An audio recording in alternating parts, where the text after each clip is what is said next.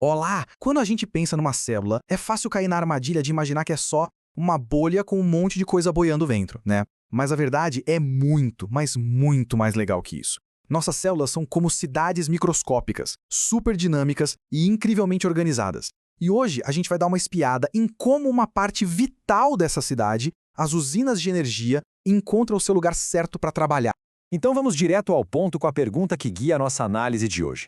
Será que as usinas de energia dentro das nossas células ficam por aí, à deriva? Ou existe algum tipo de GPS interno, um plano de tráfego secreto que diz para onde elas devem ir? É exatamente isso que a gente vai investigar. E a nossa personagem principal nessa história toda é a mitocôndria. Todo mundo conhece ela pela fama de usina de energia da célula. E não é para menos. É ela que rala para produzir o tal do ATP, a molécula que serve de combustível para praticamente tudo o que acontece ali dentro. Então vamos encarar isso aqui como uma verdadeira investigação. Nossa missão, se decidirmos aceitá-la, é descobrir as regras de trânsito que governam o movimento e a localização dessas usinas de energia. Bora desvendar os segredos do tráfego celular. Para encontrar as pistas, os cientistas precisavam de uma cena do crime perfeita. E eles acharam a célula beta do pâncreas. Essa célula tem uma função super específica. Ela sente o nível de açúcar no sangue e, com base nisso, libera insulina. Esse trabalho tão particular faz dela o lugar ideal para a gente observar as mitocôndrias em plena ação. E sabe por quê? É simples. Quando o nível de glicose sobe, as mitocôndrias dentro da célula beta começam a trabalhar a todo vapor, produzindo um monte de ATP.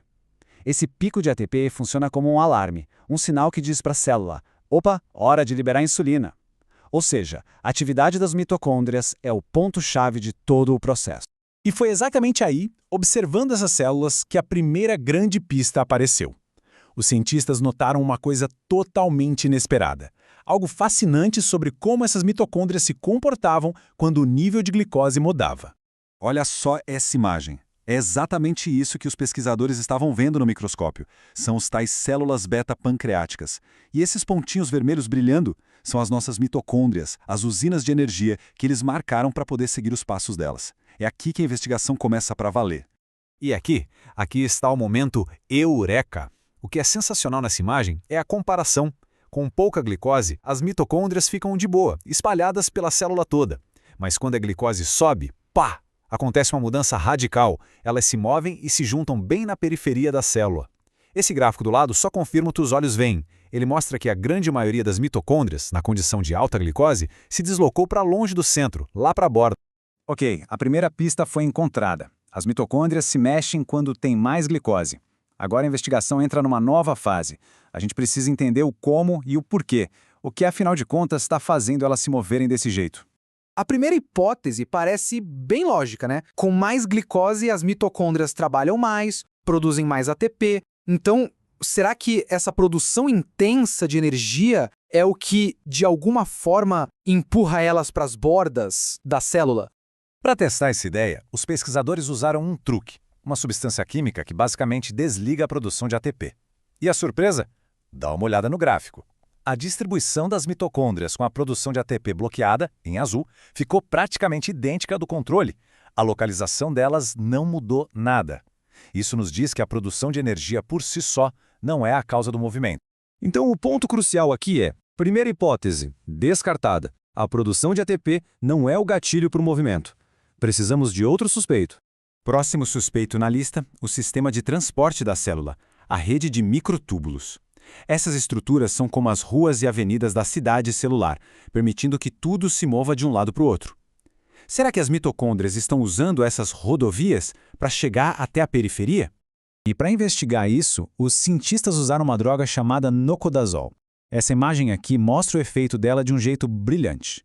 À esquerda, você vê a rede de microtúbulos intacta, toda organizadinha. À direita, depois da droga, o caos. A rede está toda fragmentada. Basicamente, demoliram as estradas. E qual foi o resultado? Sem as rodovias, mesmo com glicose alta, as mitocôndrias simplesmente não saíram do lugar.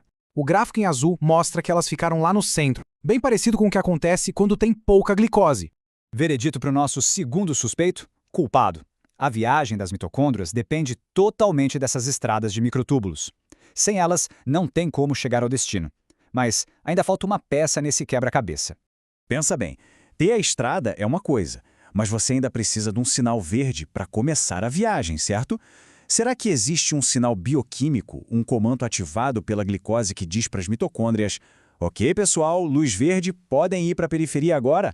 A investigação, então, focou numa via de sinalização bem conhecida, a tal da CAMP/PKA. Usando uma outra substância para bloquear especificamente essa via, os cientistas fizeram outra descoberta fundamental. Assim como quando destruíram os microtúbulos, bloquear esse sinal também impediu o movimento das mitocôndrias para a borda da célula. E aí está, nosso veredito final. Não basta ter as estradas. As mitocôndrias também precisam de um sinal bioquímico específico, a via CAMP/PKA, que funciona como o sinal verde para dar a partida na viagem. Ok, desvendamos o mistério de como as mitocôndrias se movem. Agora, vamos dar um passo para trás e entender o quadro completo. Afinal, por que todo esse trabalho? Por que essa mudança estratégica de lugar é tão importante para a célula? Esse modelo aqui do próprio estudo resume tudo de forma perfeita. A glicose ativa o sinal PKA, esse sinal, por sua vez, aumenta a velocidade com que as mitocôndrias são empurradas para fora ao longo das estradas de microtúbulos. Não é uma viagem em linha reta, mas tinha uma caminhada aleatória tendenciosa. É como se elas fossem sendo cutucadas sempre na direção certa, até que com o tempo acabam se acumulando lá na periferia. Então, para a gente amarrar todas as pontas da nossa investigação, a gente descobriu que a glicose faz com que as mitocôndrias se mexam de propósito para a borda da célula. Esse movimento precisa tanto das estradas de microtúbulos quanto de um sinal verde bioquímico para começar. E o motivo disso tudo? Pura logística. É para posicionar as usinas de energia exatamente onde a ação acontece, a liberação de insulina, deixando o processo todo mais rápido e muito mais eficiente. Isso tudo nos deixa com uma reflexão final, né? A célula não é um sistema passivo, ela é uma metrópole inteligente dinâmica. Se até a localização das usinas de energia é controlada com essa precisão toda, imagina só quantos outros segredos de organização e logística ainda estão lá dentro esperando para serem descobertos. A investigação com certeza continua.